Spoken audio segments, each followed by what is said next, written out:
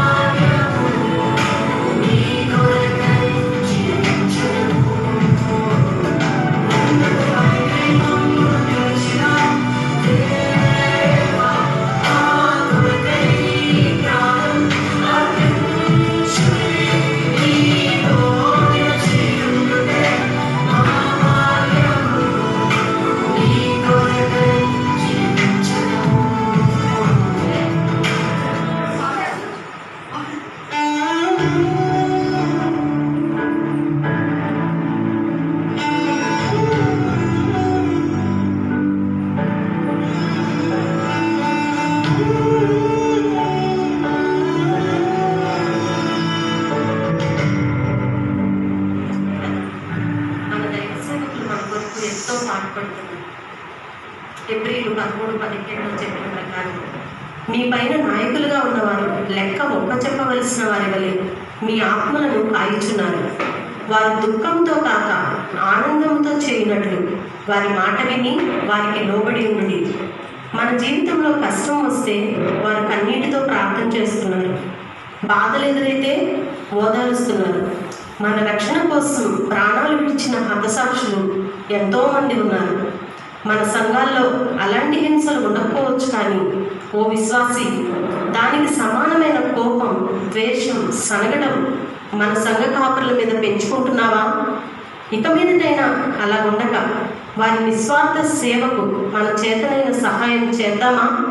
సేవకులారా, మనుషుల నిందలను, హింసలను ప్రక్కన పెట్టి దేవుని సేవలో మీరు మరింత బలంగా కొనసాగాలని మనస్ఫూర్తిగా కోరుకుంటూ మీ